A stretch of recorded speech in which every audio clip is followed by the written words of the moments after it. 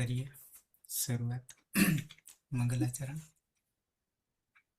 અષ્ટાધ્યાયી જગન્માતા યસ્ય ચિત્તાत् સમુત્થિતા વેદાનામ ઉપકારાય તસ્મૈ પાણિનયે નમઃ. નમસ્કાર. આપ સર્વેનું સ્વાગત છે. આપણે હિત પ્રકરણ જોઈ રહ્યા છીએ. સૂત્ર 1.3.2 થી શરૂઆત થાય છે અને અષ્ટાધ્યાયી.com હું તમને મોકલી આપીશ PDF પ્રકરણ. તો એ ત્રીજા પ્રકરણમાં છે, પહેલા ભાગના ત્રીજા પ્રકરણમાં છે, પણ ત્રીજા પ્રકરણના અંતે છે. પહેલા શરૂઆતમાં પ્રત્યયો છે. આપણે જે રીતે જે ક્રમમાં જોઈએ છીએ એ રીતે ચાલીશું. તો પહેલા સંજ્ઞા આપણે જોઈ, કેટલીક સંજ્ઞાઓ, બધી નથી જોઈ, બાકીની જેમ જેમ આવશે તેમ તેમ જોઈશું. હિત પ્રકરણ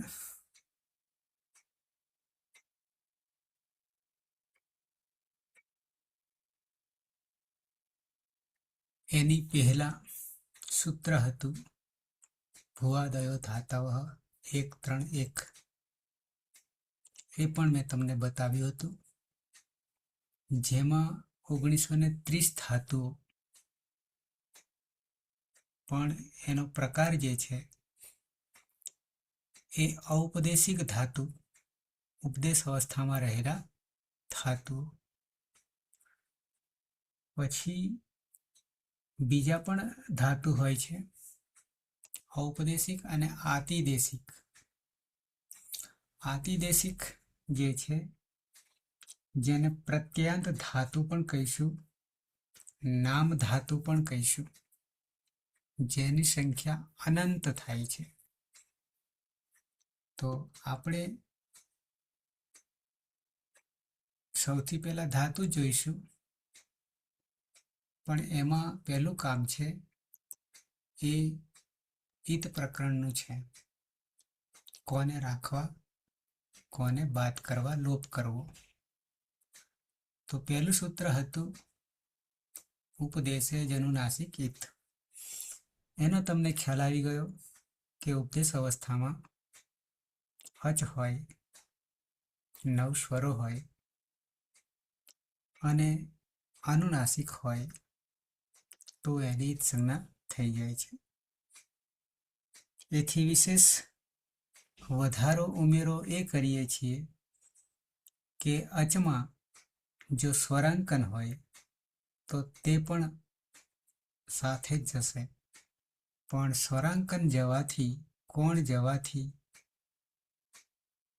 ધાતુ પરસ્મયપદી છે, ઉભયપદી છે કે આત્મનેપદી છે, એનો નિર્ણય પણ થઈ જાય છે. એ આગળ જોઈશું. અત્યારે માત્ર હિતકરણ. બીજું સૂત્ર યાની 1.3.3. ઉપદેશ અવસ્થા કોને કહીએ તો કોઈ કશું જ બાકી રહેતું નથી, જેમાં 8 બાબતો આવે છે: ધાતુપાઠ, સૂત્રપાઠ, ગણપાઠ, ગુણાદિપાઠ, લિંગાનુશાસન, આગમ પ્રત્યયને આદેશ. બીજું સૂત્ર આપણે જોઈ ગયા છીએ. પહેલા અચ નું કામ પૂરું થયું, પછી 33 હલ વ્યંજન એનું કામ આવે છે. તો હલ નો લોપ ક્યારે થાય? તસ્ય લોપઃ દર્શન લોપઃ. તો એની ઈત સંજ્ઞા ક્યારે થાય? હલની ઈત સંજ્ઞા ક્યારે થાય? તો કે છે શરત એટલી છે હલ અંત્યમ. બીજી શરતો જે છે એ ઉપરના સૂત્રમાંથી લેવાની છે, જેને કહીશું અનુવૃત્તિ.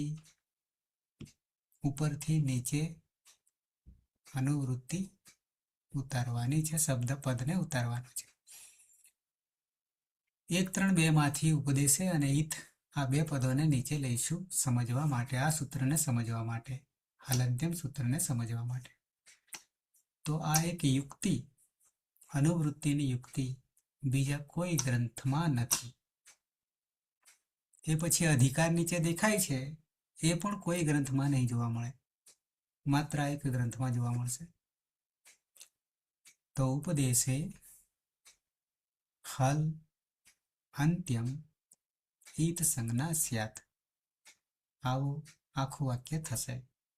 ઉપદેશ અવસ્થામાં હલ 33 વ્યંજનમાંથી કોઈ પણ વ્યંજન હશે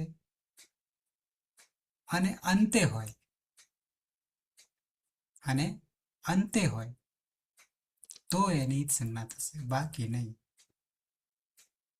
અચ માટે ગમે ત્યાં હશે, અંતે હોય, વચ્ચે હોય, આગળ હોય, ગમે ત્યાં હશે, પણ અનુનાસિક હોય તો એની જ સંજ્ઞા થઈ જશે. તો બેનું કામ પૂરું થયું વાસ્તવમાં જોવા જઈએ તો. હવે તો કશું બાકી જ નહીં રહેતું આમ જોવા જઈએ તો. ઉપદેશ અનુનાસિક ત્યાં જની વાત પૂરી થઈ, અને બીજા સૂત્રમાં હલંત્યમમાં હલની વાત થઈ, વ્યંજનોની વાત થઈ ગઈ, 42 વર્ણો આવી ગયા, તો બાકી શું રહે? બરાબર. અહીંયા ત્રીજા નંબરે જતા પહેલા એક વાર્તિક આવે છે, કાત્યાયન ઉમેરે છે, એને અહીંયા લઈ લેશું અને પછી ત્રીજા સૂત્રમાં જઈશું. પહેલા સૂત્રમાં અચની વાત થઈ ગઈ, બીજા સૂત્રમાં હલની વાત થઈ ગઈ, પછી ત્રીજા સૂત્રથી લઈને કેટલાક વિકલ્પો આવશે, કારણ કે વર્ણો તો પૂરા થઈ ગયા.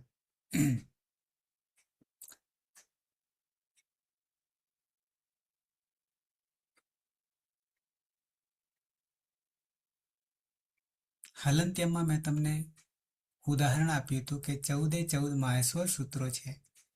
એ 14 માહેશ્વર સૂત્રોમાં અંતિમ હલ અયુણ અણ એ હલંત્યમ સૂત્રથી સંજ્ઞા થઈ જાય છે.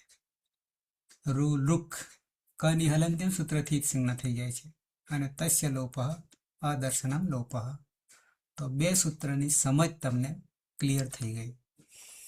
એક ત્રીજા નંબરે એટલે કે હલંત્યમ પછી ઉમેરી લઈએ, જે વાર્તિકકાર કહે છે.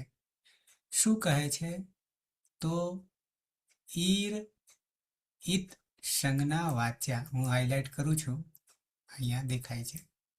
ઈર ઈત સંજ્ઞા વાચ્યા આવું કે છે.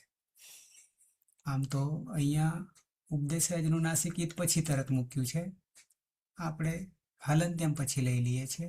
કેમ? તો કે ધાતુના અંતે આવે છે મોટા ભાગે ઈર.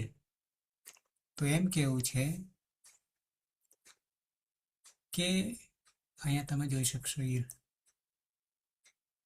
બરાબર. આમ તો ઈ જે છે ખાલી ઈ છે, બે વર્ણોને જુદા કરીએ તો ઈ ઓલરેડી અનુનાસિક જ છે. તો ઉપદેશ અનુનાસિક થી આખી ઈ જતી રહે, અને ર જોવા જઈએ, રેફ જોવા જઈએ તો હલંત્યમ અંતિમ જ છે, કશું બાકી રહેતું નથી. પણ અહીંયા ધાતુની અંદર અંતે ઈર આવશે, અંતે ઈર આવશે તો આખા ઈરની ઈત સંજ્ઞા થઈ જશે. કોનાથી? તો કે ઈર ઈત સંજ્ઞા વાચ્યા વાર્તિકથી. આટલું આપણે ઉમેરવાનું થશે. જેમ કે અહીંયા તમે જોઈ શકશો ભીધીર, તો છેલ્લે કોણ છે? ઈર છે, છેલ્લે ઈર છે, તો ભીદ થઈ જશે.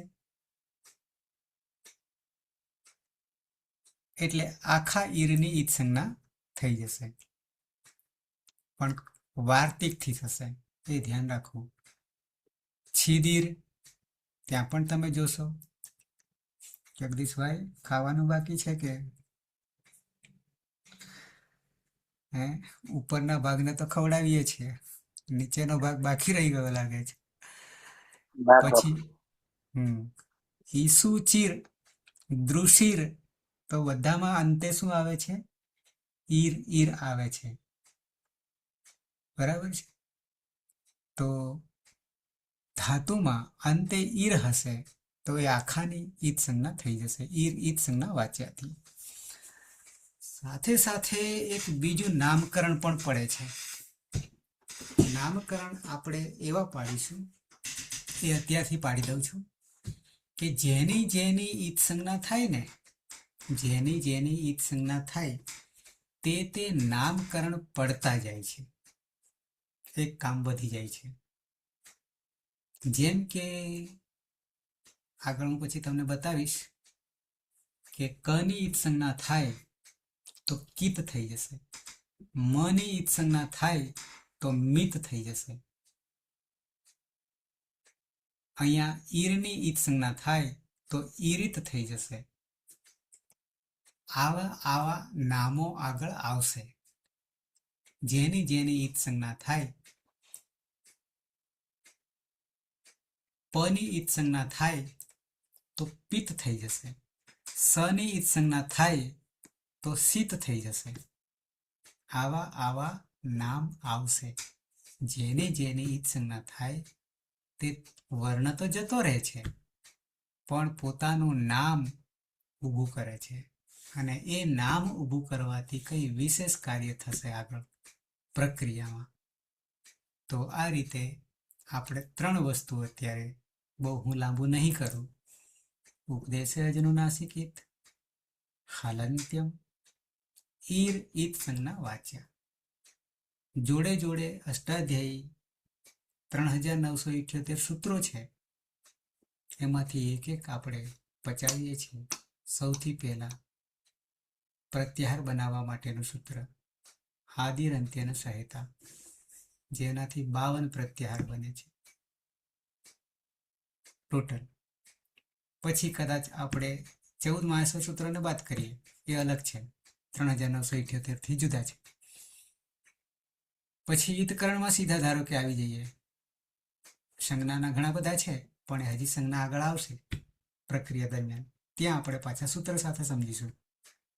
પણ ઈતકરણમાં બધા જ સૂત્રો બરાબર ક્લિયર જોશે તો દરવાજો ખુલશે, અને દરવાજો ખુલશે તો અંદર પ્રવેશ કરશો સંસ્કૃત જગતમાં. ઓકે, તો 1-3-2 થી 1-3-3, અને સાથે એક આપણને મળે છે વાર્તિક. આગળ આવીએ એના પછીનું સૂત્ર ન વિભક્તૌ તુસ્માહ, ન વિભક્તૌ તુસ્માહ. બરાબર છે. જેમણે સંસ્કૃત સાથે જે કંઈ ભણ્યા છે, ચાહે વ્યાકરણ કે વ્યાકરણ નહીં ભણ્યા, સંજ્ઞા પ્રકરણ ભણ્યા છે, કારક ભણ્યા છે, સમાસ ભણ્યા છે, જે કંઈ ભણ્યા છે, તો એમાં સંજ્ઞામાં જે ભણવામાં આવ્યું છે એમાં માત્ર 2 સૂત્રો કદાચ સ્પર્શ કર્યો છે, ઉપદેશજનું નાસિકિત અને હાલંત્યમ. આ સિવાય આગળ ગયા નથી. એટલાથી આપણું કામ પૂરું થતું નથી. ઓકે, હવે આમ ત્રીજું સૂત્ર કહીશું. ક્રમ છે 1-3-4, કારણ કે 2 થી શરૂઆત થઈ હતી ને. હલ પૂરા થઈ ગયા, અચ પૂરા થઈ ગયા, તો પછી હવે શું કરવું? તો હવે આ સૂત્ર છે એ નિષેધ કરનારું સૂત્ર છે. ના પાડે છે. ના પાડે છે. કોની ના પાડે છે? તો સૂત્ર પહેલો જે નકાર જે છે એ નિષેધ છે, અવ્યય છે, જેનું કોઈ રૂપ ના ચાલે. એને અવ્યય કહીશું. શાંતિ, કંઈ કરવાનું રહે નહીં, સીધો અર્થ કરવાનો રહે, અને અર્થ મળી જાય. ન આપણે ના કહીએ, અહીંયા ન છે તો નિષેધ કરે છે, ના પાડે છે. અહીંયા શબ્દ આવ્યો હવે વિભક્તૌ, કોનું રૂપ બને છે? તો વિભક્તિનું. અને વિભક્તિ જ્યારે કહેવા જઈએ ત્યારે નામને પણ લાગુ પડશે અને ક્રિયાને ધાતુને પણ લાગુ પડશે, એટલે કે પ્રકૃતિને લાગુ પડશે. બંનેને લાગુ પડશે, એ ધ્યાન રાખવું. અત્યાર સુધી આપણે માત્ર નામને વિભક્તિના પ્રત્યયો લગાવતા હતા, પ્રથમા વિભક્તિ, દ્વિતીય વિભક્તિ, અને બીજા નામકરણ કરતા પ્રથમા કર્તા, દ્વિતીય કર્મ, તૃતીય કરણ વગેરે વગેરે, જેને આપણે કારક કહીશું આગળ જતા. એવું નથી. જ્યારે તી તહંતી કે ગચ્છતી ગચ્છતા ગચ્છંતી જ્યારે કરીએ છીએ તો એને પણ આપણે વિભક્તિ કહીશું, બંનેને કહીશું. એટલે અહીંયા વિભક્તૌ સપ્તમી વિભક્તિ એક વચનનું રૂપ બન્યું છે વિભક્તૌ.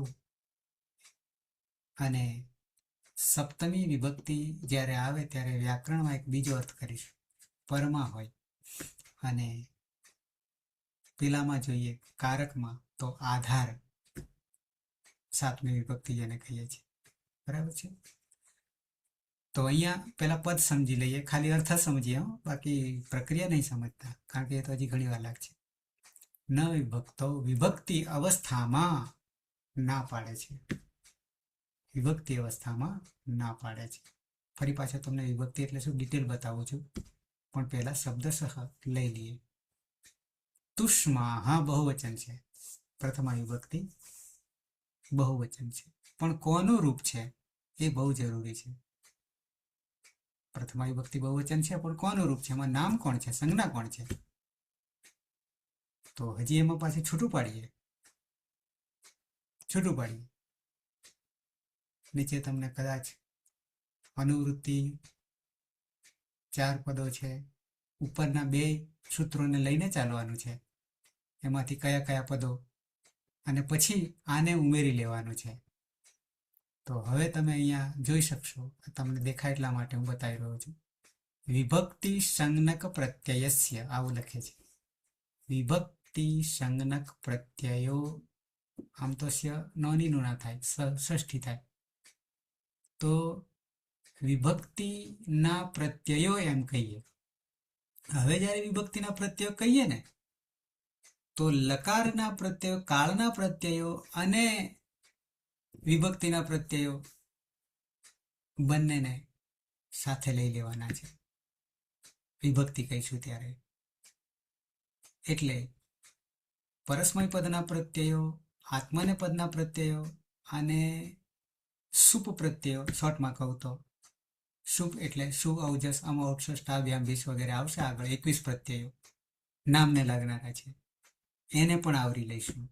તો એ 21 પ્રત્યયો સમજો બરાબર. 21 પ્રત્યયો માં અને તિંગ પ્રત્યયો.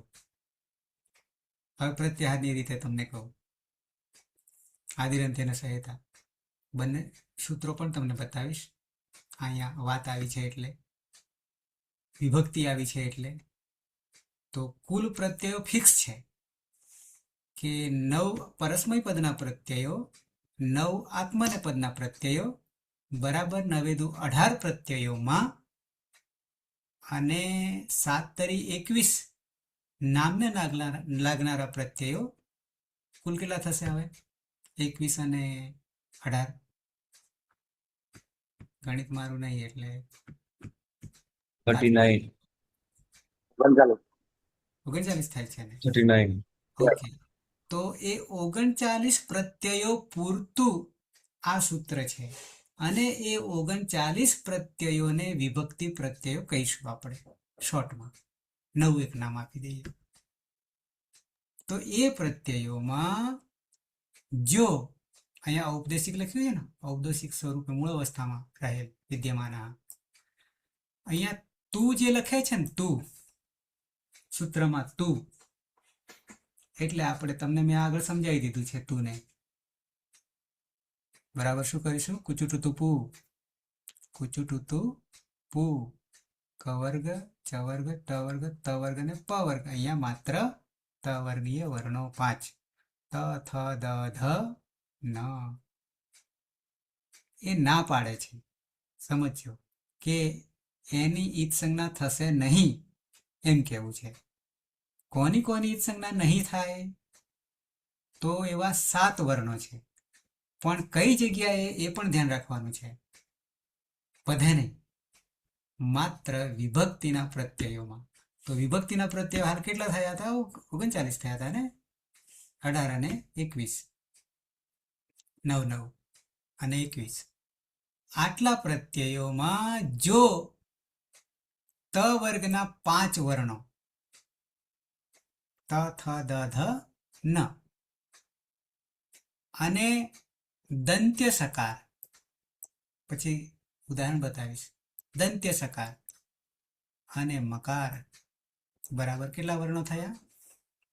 5 ને 6 ને 7. આટલા વર્ણો ની ઈત સંજ્ઞા થશે નહીં. ક્યાં નહીં થાય? 39 પ્રત્યયોમાં જો આટલા 7 વર્ણો આવશે તો ના પાડે છે, ના પાડે છે. એટલે આ આમ તો સંજ્ઞા ઈતકરણ સંજ્ઞા પ્રકરણ ચાલી રહ્યું છે આપણી પાસે, પણ આ નિષેધ કરનારું સૂત્ર છે, ના પાડનારું સૂત્ર છે કે વિભક્તિના પ્રત્યયો જે છે એમાં જો ત વર્ગના વર્ણો આવશે, દંત્ય સકાર આવશે કે મકાર આવશે, બરાબર 7 વર્ણો આવશે, ત્યારે આપણે ધ્યાન રાખવું પડશે. નહીં તો શું થાત? નહીં તો શું થાત? આ સૂત્ર ના કહ્યું હોત તો શું થાત? કયા સૂત્રથી આપણે શું કરતા? સ્પીકર પેલા ઓન કરવું પડશે. હલંત્ય.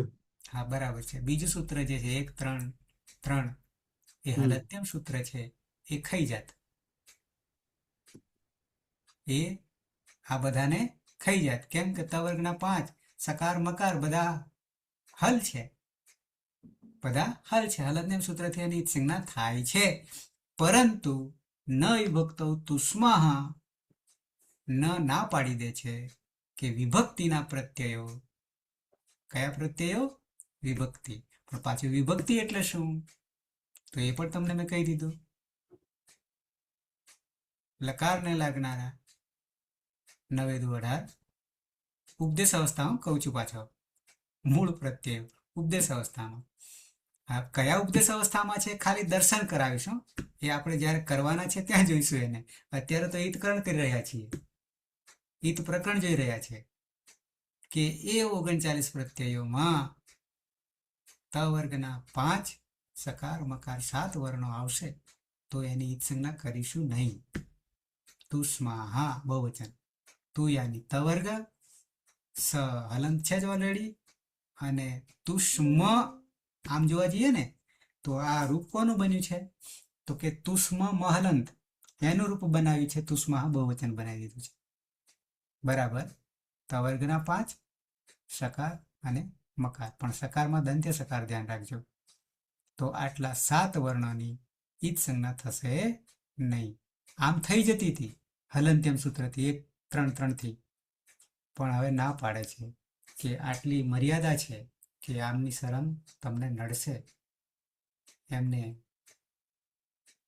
ઈત સંજ્ઞા કરવી નહીં. એટલે આપણે સૂત્ર તો લગાવવાનું નહીં વિભક્તો તુષ્માહ જ્યારે આવશે ત્યારે.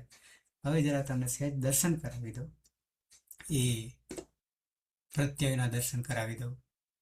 અને આટલી જો ખબર પડી ગઈ હોય, 7 વર્ણો તમને યાદ રહી ગયા હોય ન વિભક્તો તુષ્માહમાં, તો તમને લાઈટ થઈ જશે કે આ જશે કે નહીં જાય, આ જશે કે નહીં જાય. બરાબર છે.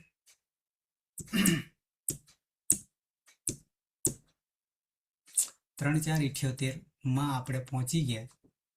એટલા માટે પહોંચી ગયા છે કે આ લકારના પ્રત્યયો છે અને ઉપદેશ અવસ્થામાં છે. એને અત્યારે આપણે જોવાના નથી, પણ ઉદાહરણ રૂપે હું તમને બતાવવા માટે અહીંયા લાવ્યો છું. ન વિભક્તો તુષ્માહ સૂત્ર જે છે એને સાર્થક કરવા માટે હું દર્શન કરાવી રહ્યો છું. બરાબર. આ આવશે પણ આગળ આપણે જોઈશું, અત્યારે આપણે એને ધ્યાનમાં નહીં લઈએ. તો આ આખું સૂત્ર જે છે આ રહ્યું આટલે સુધી, એમાં 2 પ્રત્યાહાર નીકળે છે. આદિરંત્ય અને સહિતાથી જે 52 બને છે ને, એમાં 2 આમાં પડ્યા છે. તો આદિ તરીકે તી લેવાનો છે અને અંતિમ તરીકે ઈદ સંજ્ઞક અંગ લેવાનો છે. બેને જોડી દઈએ તો શું બની જાય? બેને જોડી દઈએ આદિ અને અંતિમ ઈદ સંજ્ઞક તિંગ તિંગ તિંગ બની જાય છે. બરાબર છે. હવે આ અંગની તો હલંત્યમ સૂત્રથી ઈદ સંજ્ઞા કરવાના છીએ આપણે,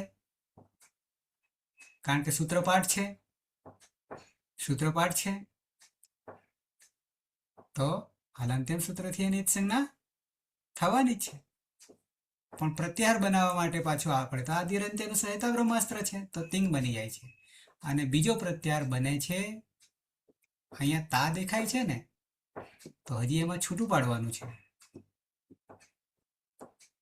બરાબર છે. અહીંયા આ સ જે છે અંતિમ, અહીંયા હલત છે, પણ કયો સ છે? દંત્ય છે. તો હવે દંત્ય સ હોય તો ન વિભક્તૌ તુષ્માહ. અચ્છા, આ હું તમને અહીંયા નીચે લખ્યું છે પદછેદમાં, આટલી જગ્યાએ લખ્યું છે. તો શું આ ઉપદેશ મૂળ અવસ્થામાં પ્રત્યયો છે, અને જે કોઈ સંસ્કૃત ભણ્યા છે એમાં આ પ્રત્યયો કદી આવ્યા નહીં, એ બી તમને ખાતરીપૂર્વક કહી દઈશ. જેની ખાસ જરૂર છે. આ 3, 4, 78મું સૂત્ર એ એક બીજું બ્રહ્માસ્ત્ર છે આદિરંત્ય અને સહાયતાની જેમ, અને 10 યા 12 લકારોને કોમન અવસ્થામાં લાગનારા પ્રત્યયો છે. અને પછી જ્યારે 10 પ્રકારનો સમય બદલે છે ત્યારે આ એકનો એક પ્રત્યય 10 રૂપ ધારણ કરે છે યા 12 રૂપ ધારણ કરે છે. જેમ કે ટીપ દેખાય છે પેલો, એ ટીપ 12 લકારમાં પરસ્મય પદમાં પ્રથમ પુરુષ એટલે ત્રીજો પુરુષ એક વચનમાં ટીપ છે 12 લકારમાં. પણ કયા લકારમાં કેવો સમય ચાલી રહ્યો છે તે પ્રમાણે એ પોતાનું રૂપ બદલશે. પણ કોમન, જેને ઉપદેશ અવસ્થા કહીએ છીએ, એમાં માત્ર તીપ જ રહેશે. તો તિપ્તસ્થી સિપ્તસ્થ મિપવસ્મસ, ત્યાં સુધી 9 થઈ ગયા. પછી તાતામ ઉપર દેખાય છે ને, હું તમને જરાક સંભળાવું. તિપ્તશ્ચિસિપ્તસ્થમિવસ્મસ્તાતાંજથા સાથાન્ધ્વમિડ્વહિમહિં. બરાબર. કેટલાકને તો શું બોલી રહ્યું છે, શું સંભળાઈ રહ્યું છે, બરાબર છે, બાઉન્સર થશે. પણ એને છૂટું પાડી દઈએ તો બહુ જ સહેલું છે. યાની એક પ્રત્યય અલગ કરી દઈએ તો બિલકુલ સહેલો થઈ જાય છે. અને આ તમારા માટે પણ એક બ્રહ્માસ્ત્ર બનવાનું છે. તો છે ટીપ અડધો તસ સઅડધો જી, ટીપ તસ જી. નીચે દર્શન કરવા હોય તો આ રીતે વિભાજન કરેલા જ છે, નીચે વિભાજન કરેલા છે. પણ અત્યારે આપણો એ વિષય, બરાબર. તો ટીપ તસ જી જે છે પ્રથમ પુરુષ એકવચન દ્વિવચન બહુવચન. પછી સિપ થસ થ જે છે મધ્યમ પુરુષ એકવચન દ્વિવચન બહુવચન. અને મીપ વસ મસ જે છે ઉત્તમ પુરુષ એકવચન દ્વિવચન બહુવચન. પછી આત્માને પદના પ્રત્યય 9 ચાલુ થઈ ગયા. ત આતામ જ, થા સાથામ દ્વમ. ઈડ દેખાય છે ત્યાં ઓલરેડી ઈટ થઈ જશે, કારણ કે ટ ઠ અને ડ ત્રીજો. અને વહી અને મહી. એક જ મિનિટ.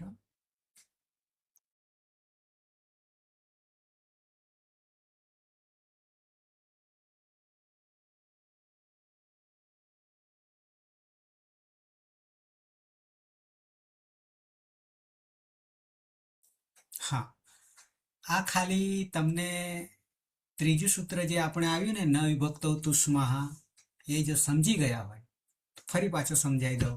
અને આટલું ધ્યાનમાં રાખવાનું છે, આટલામાં આવતા વર્ણો 7 વર્ણોને ધ્યાનમાં રાખવાનું છે, જેની ઈદ સંજ્ઞા થવાની નથી. એ સિવાય બીજા 21 પ્રત્યયો છે, પણ પહેલા આમાં આપણે નજર કરી લઈએ ખાલી ઉદાહરણ તરીકે હો, કે ન વિભક્ત તુસ્મા આ બે સૂત્રો પર કામ કરશે, એક બીજું આવશે અને આ સૂત્રો પર કામ કરશે અને આ જ પ્રત્યયો પર કામ કરશે. ન વિભક્ત તુસ્મા તો પેલા તો તું બરાબર ત વર્ગ તથા દધન ના ખબર પડે તો લખી લેવાના એક બાજુ, અને સકાર અને મકાર. અચ્છા, હવે મને કહેજો જરા, તમારા ઓડિયો જે છે એ ઓન કરી દેજો. ટીપ જે છે એ એક પ્રત્યય થઈ ગયો, બરાબર છે. તો ટીપમાં પ જે છે એ જશે કે નહીં જાય? પહેલી વાત તો જે આપણે ઓલરેડી સૂત્રો એના ચાલી ગયા છે એટલે પૂછું છું. જો જશે તો કયા સૂત્રથી જશે? ઈદ સંજ્ઞા થશે. જશે એટલે ઈદ સંજ્ઞા થશે.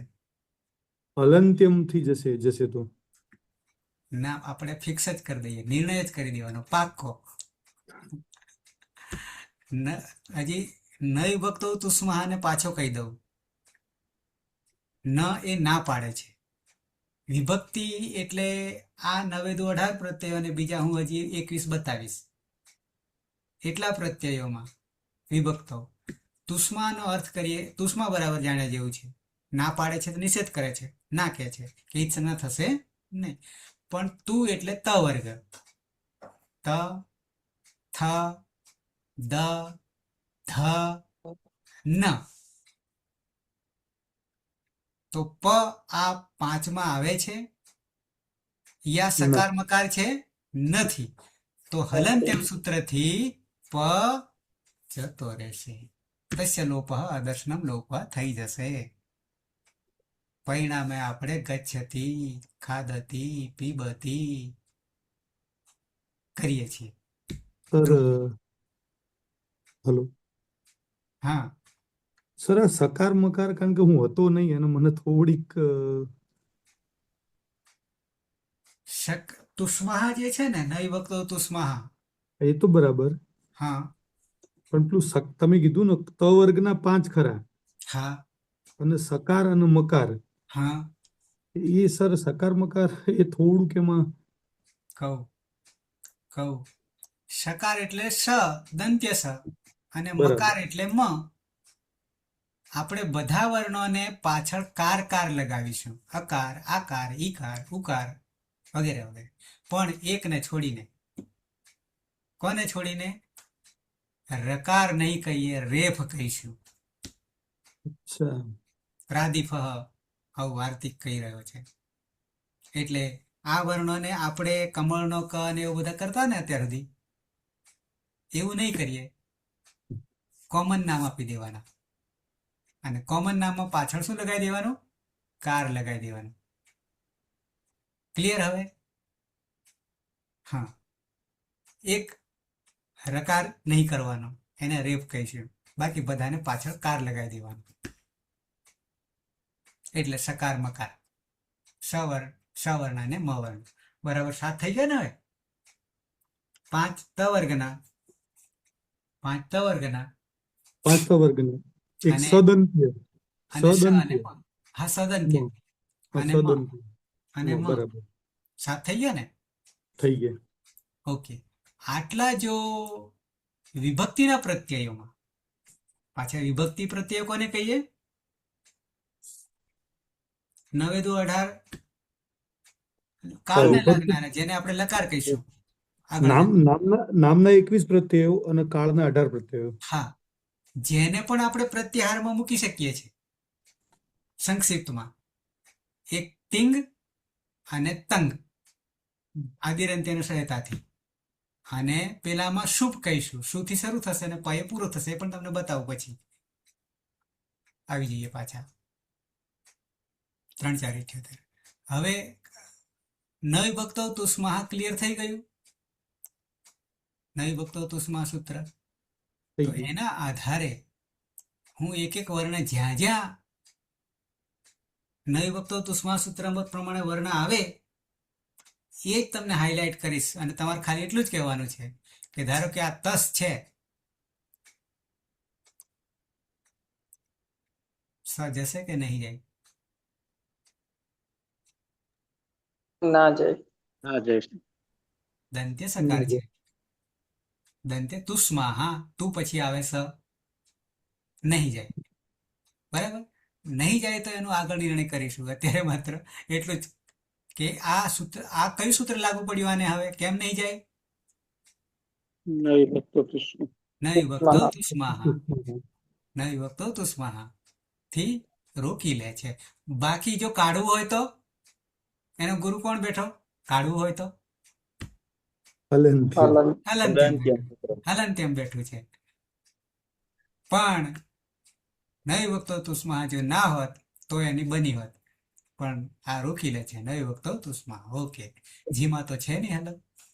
સીપમાં તો ખબર પડશે. હવે સીપ ફરી પાછું હા, ટીપની જેમ એ પ જશે. પ જશે. હવે જ્યાં જ્યાં જાય ને, જ્યાં જ્યાં જાય ને ત્યાં ત્યાં પ જાય, પનિત સંજ્ઞા થાય. જાય એટલે પનિત સંજ્ઞા થાય, તસ્ય લોપા દર્શન લોપા, તો એને પિત્ત પ્રત્યય કહીશું. એ આગળ જોઈશું. અહીંયા પણ પિત્ત પ્રત્યય કહીશું. હવે પાછો થસમાં આવ્યો. શું આવ્યો? દંત કે છે. સીપ ઓકે, પણ સ જશે નહીં. નહીં. થામાં કઈ છે નહીં. પાછો પ આવ્યો તો પ હલન તેમ થઈ જશે. વસમાં સ જશે નહીં, મસમાં સ જશે નહીં. આતામમાં શું દેખાય છે? આતામમાં, આતામમાં મકાર તો ના જાય. ના જાય. બરાબર છે. આમ જતો તો હલન કેમથી, પણ હા. નહીં વખતો તુષ્મા હા રોકી લે છે. ઓકે, થાસમાં નહીં જાય. આથામાં મ નહીં જાય. ધોમાં મ નહીં જાય.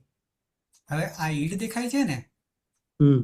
એ વાસ્તવમાં આ ભેગું છે, હજી ટ થઈ જશે. શું થઈ જશે? ટ થઈ જશે. ટ, ઠ ને ડ. આ જસ્તો થઈ ગયેલો છે. ઈડ વહી મહ્યંગ નહીં, પણ ઈટ વહી મહ્યંગ. અહીંયા બરાબર ખોટું નથી, સંધિયુક્ત છે. મુક્ત કરીશું તો ટ થઈ જશે. તો ટ હલન એ જશે કે રહેશે? યા ડ ગણે તો પણ જશે કે રહેશે? જશે. સર, આ ઈડમાં તમે પેલું જ કીધું હતું ને કે ત્રીજો આઈને બેસી જાય, ત્રીજો વર્ણ. ઈટ છૂટું પાડીએ હા, બરાબર તો ટ થઈ જશે. પણ હા, ટ ઝડપથી થઈ બોલવા, હા, ઝડપથી બોલવા જઈએ તો ડ થઈ જાય. ડ ત્રીજો થઈ થઈ જાય. જાય. પેલો ત્રીજો ટ વર્ગનો ત્રીજો હા, તો આ ટ વર્ગનો જ છે ને. હા, ટ હા વર્ગનો. હા બરાબર, હા.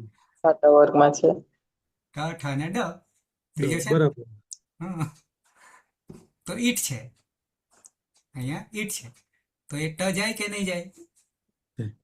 જાય. કયા સૂત્રથી? હલન હલન તેમ. આપણે ઘરનું કશું ઉમેરવાનું નહીં. ઓકે, પછી વહીમાં તો કઈ છે નહીં. મહ્યંગમાં અંગ, આ અંગ અંગ જાય. જાય. કયા સૂત્રથી? હલન તેમ સૂત્રથી. હલન તેમથી. ઓકે, ટૂંકમાં ન વિભક્તો તુષ્મા તમારે આટલું ધ્યાન રાખવાનું. આ નવે દોડાય પણ તેમાં આટલું જ આવશે. પણ હવે 21 પ્રત્યય તમને દર્શન કરાવું છું. 4, 1 અને 2. 4, 1, 2.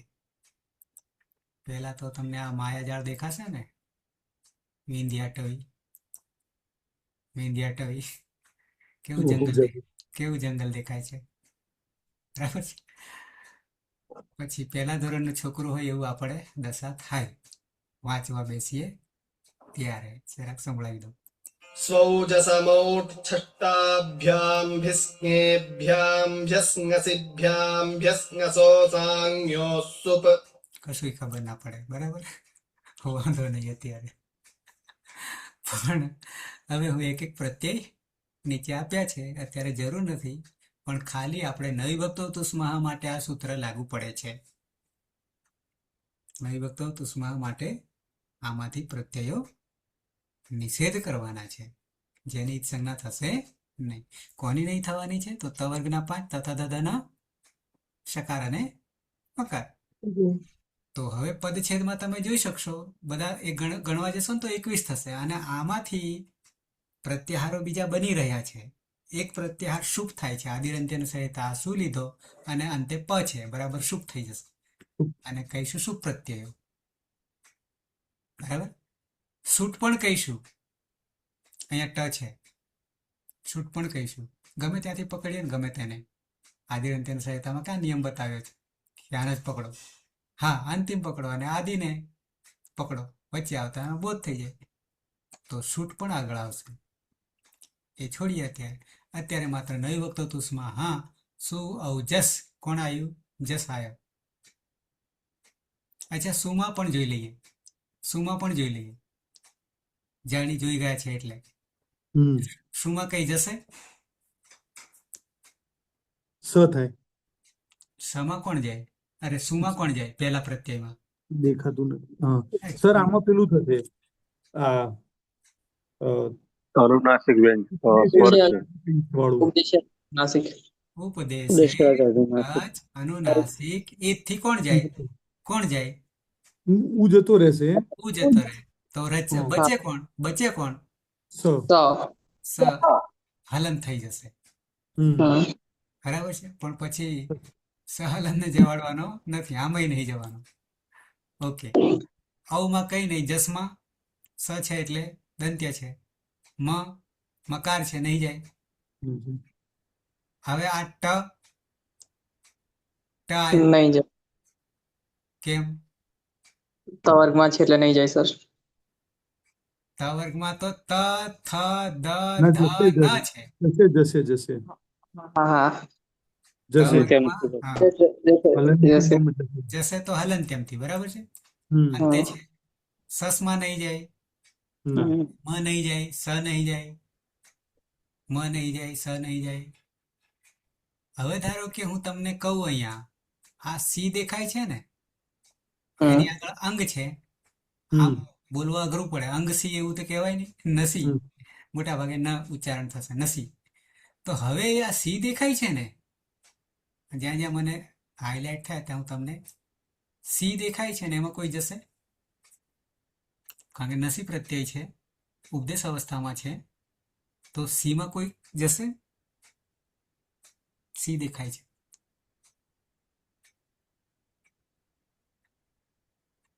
કોઈ કહેશે નસીમાં ભ્યસ નસી છે, સુ અવજસ અમ ઔટસ ટાભ્યામ ભીસ ને ભ્યામ ભ્યસ નસી ભ્યામ ભ્યસ નસ પોસ આમ નિહોસ સુ. હે ઉપદેશે અચનુનાસિકિત નહીં લાગે? ઉપદેશે અજ અનુનાસિક થી કોણ જશે, હા. કોની તે. સંજ્ઞા થશે, ઈની એની થશે. કેમ તો કે અનુનાસિક છે છે. તો સ હલંત થઈ જશે, બરાબર છે. પછી મ છે, સ છે, સ છે, સ છે અને મ છે, સ છે અને છેલ્લે પ છે. છેલ્લે પ કોનાથી જશે, છેલ્લે પ હલંત્યમ. હલંત્યમથી. ક્લિયર, આટલા પ્રત્યયો પૂરતું ન વિભક્તો તુષ્મા આ સૂત્ર છે, બરાબર છે. न विभक्तौ तुस्माः તો પહેલું સૂત્ર ઉપદેશે અનુનાસિકિત, બીજું હલંત્યમ, ત્રીજું ન વિભક્તો તુસ્મઃ. પણ સાથે સાથે પહેલા સૂત્રમાં ઉપદેશે ને બે સૂત્રોમાં, બધા સૂત્રોમાં લઈશું અને ઈત બધા સૂત્રોમાં લઈશું. આ લાઘવતા બતાવવા માટે યુક્તિ વાપરી છે અનુવૃત્તિ તરીકે, નહીં તો લાંબુ લાંબુ બધું થઈ જાય. એ લાંબુ નહીં કરવું, કારણ કે કંઠસ્થ પરંપરા હતી, કાગળ નોટ પેન કશું નહોતું. તો ન વિભક્તો તુસ્મઃ માં આ વિભક્તિ જે સૂત્ર છે ને એ સંજ્ઞા કરનારું છે કે વિભક્તિ કોને કહેવાય. વિશેષ કંઈ તમને હોય તો નજર કરી લઈએ અને પછી આગળ તો ડિટેલથી આપણે જોઈશું. આ પ્રત્યય સાધવાના થશે પછી વાત આગળ આવશે, પણ અત્યારે આટલું પૂરતું છે કે આટલા પ્રત્યયોના બે સૂત્રો છે ખાસ કરીને. એ હજી પ્રત્યય આપણે તૈયાર કર્યા નથી, પણ જ્યારે આવશે ત્યારે ઓટોમેટિક તૈયાર થઈ જશે, જેમ મને આવડે છે તેમ. એટલે ત્રીજું સૂત્ર ન વિભક્તો તુસ્મઃ જે છે એ 39 પ્રત્યયો પૂરતું છે, અને એના 7 વર્ણો જ્યારે એમાં હશે પ્રત્યયોમાં તો એની હિત સંજ્ઞા થશે નહીં. ક્લિયર આટલું? આગળ નહીં જવું, આટલે જ રહીશું, કારણ કે આટલું કાફી છે. સર હા, આપણે પેલા વાર્તિક રહી ગયો ને હલનત્યમમાં એ રીતસરના વાંચ્યા કર્યું ને. હમ પીરધીર હલનત્યમ પછી કર્યું ઈ રીતસરના વાંચ્ય. ઈરની ધાતુમાં અંતે ઈર હોય તો એની ઈદ સંજ્ઞા થઈ જાય, આખાની ઈર સંજ્ઞા થઈ જાય. એમાં વર્ણ નહીં લેવાનો, એક એક નહીં લેવાનું, નહીં તો લખ્યા પ્રમાણે તો બેના સૂત્રો જુદા વાપરવા પડે. રને હલનત્યમ વાપરવું પડે અને ઈને ઉપદેશાજનું નાસિકિત વાપરવું પડે, એવું થાય. પણ વાર્તિક સીધું જ કહી દે છે કે ઈ રીત સંજ્ઞા વાંચ્યા. ઈર હોય તો સીધું વાર્તિકથી જ સંજ્ઞા થઈ જાય. તો અત્યારે આમ 4 વસ્તુ ધ્યાનમાં રાખવાની થઈ. પહેલા તો અચનો વારો આવ્યો,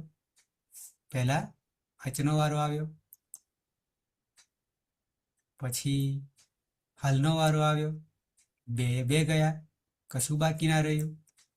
તો પછી હવે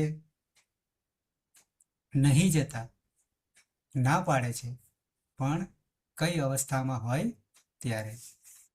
આટલી બાબત. અને ઈર ધાતુમાં અંતે હોય તો એની ઈદ સંજ્ઞા થઈ જાય છે.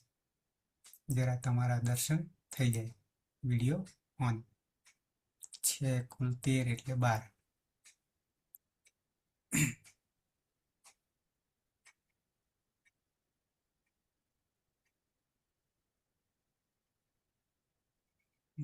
નિમેશ જાગે છે કે પછી?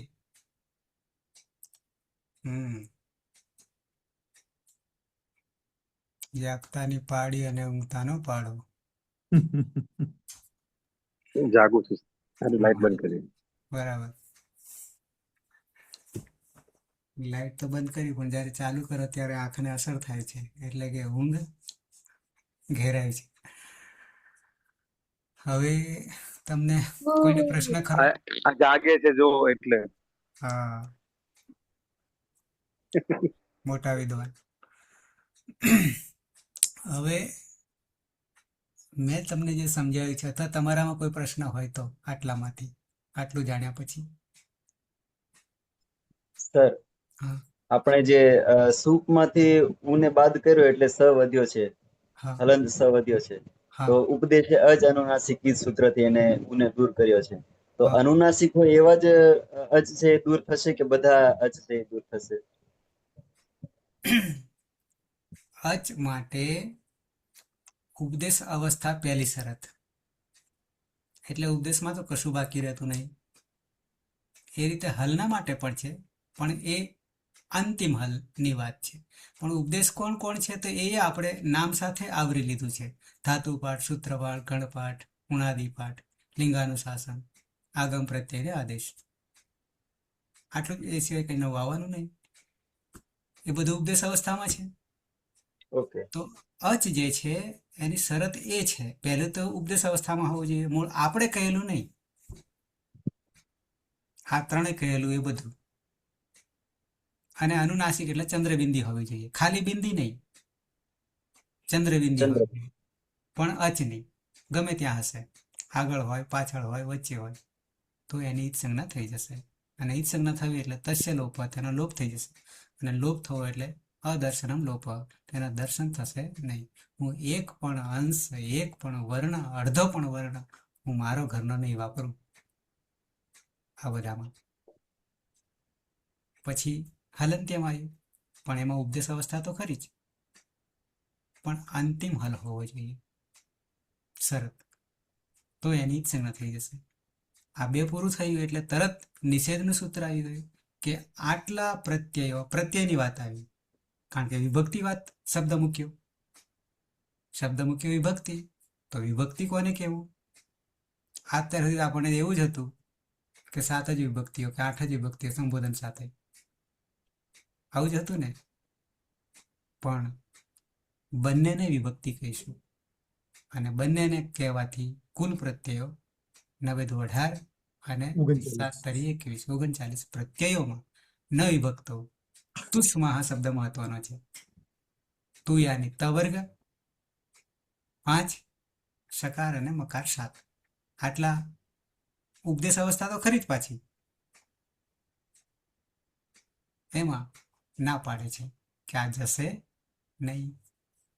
છતાં હજી કેટલાક જનારા આવશે, પણ એ સૂત્ર બદલાઈ જશે, એ બી તમને કહીશ. આ સકાર હજી બીજે જશે, ઉપદેશ અવસ્થામાં જ જશે, પણ એનું સૂત્ર અને એનું નિમિત્ત કાર્યક્ષેત્ર બદલાઈ જશે. એ જ્યાં આવશે ત્યાં કહીશ.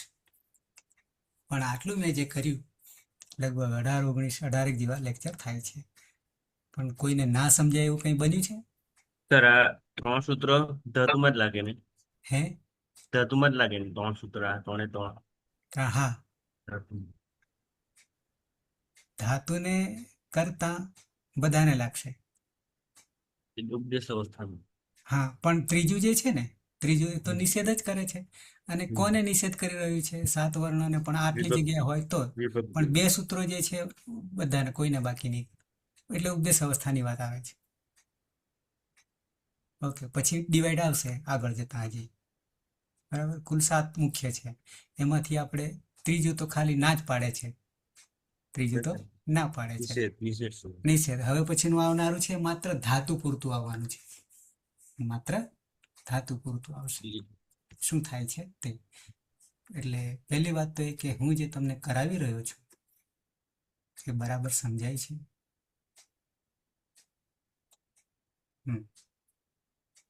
બરાબર છે. હા સર, સમજાય છે.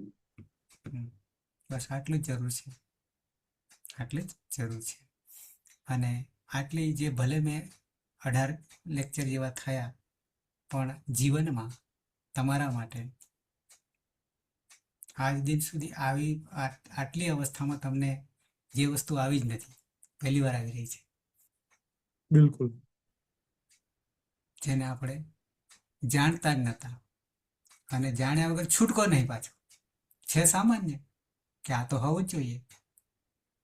કરીએ છે રૂપો, કરીએ છે રામ રામો રામ ને ગચ્છતી ગચ્છતા ગચ્છંતી ને પઠતી પઠતા પઠંતી તો કરીએ જ છીએ, નહીં કરતા એવું નહીં.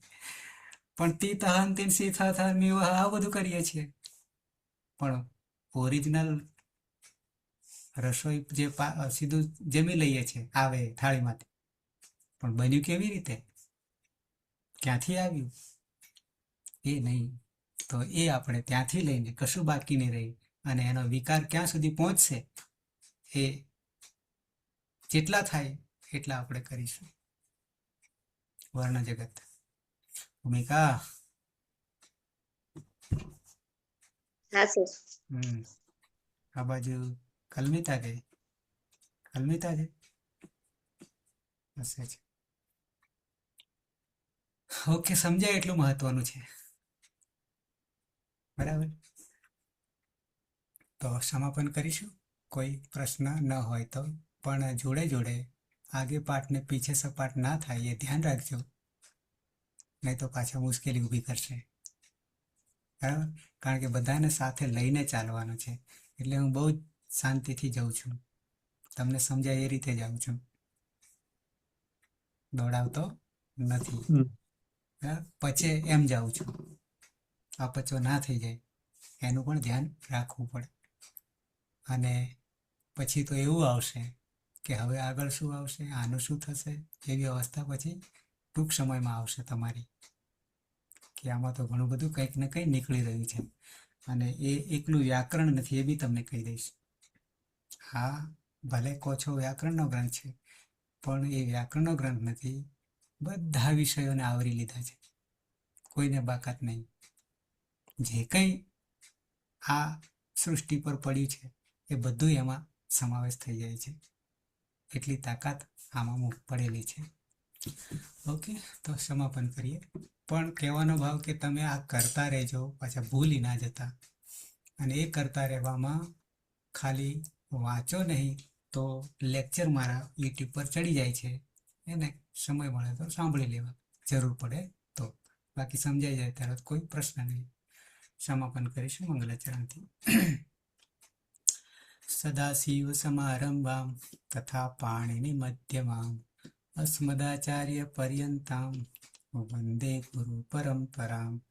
વંદે ગુરુ પરંપરામ. વંદે ગુરુ પરંપરામ. શુભરાત્રિ. કાલે પાછા 10 વાગે મળીશું. શુભરાત્રિ. શુભરાત્રિ. શુભરાત્રિ. જય. હા.